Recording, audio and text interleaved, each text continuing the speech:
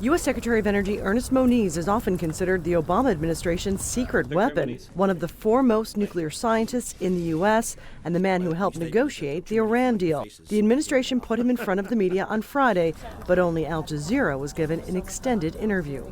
He's painting a dire picture if Congress doesn't vote to lift U.S. sanctions, warning Iran will get a nuclear bomb and sanctions will fall apart. Is there any evidence that they have a weaponization program?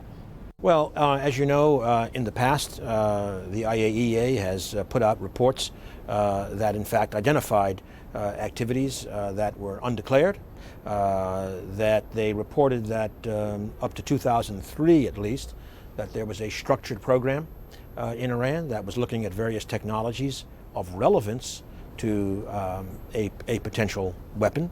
And so obviously that's why we have all these sanctions. That's why there is a tremendous amount of distrust.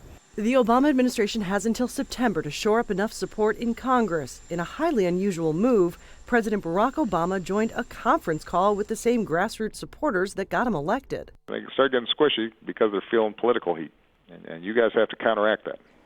In Congress, the lower chamber has gone home. The Senate will leave next week for an extended recess, where they and their constituents will see a lot of this. The White House says groups linked to the current Israeli government are expected to spend $20 million on television ads alone, and the lobby group AIPAC is pushing hard behind the scenes. Congress should reject a bad deal. AIPAC is threatening these Democrats with a cutoff of Jewish money, a cutoff of pro-Israel money from other sources, possibly a primary opponent. I mean, they're going to make a lot of trouble. And the supporters of AIPAC tend to have a lot of money and a lot of influence. This deal prevents Iran from producing a nuclear weapon. There are some groups running ads in support of the deal, but they are being significantly outspent.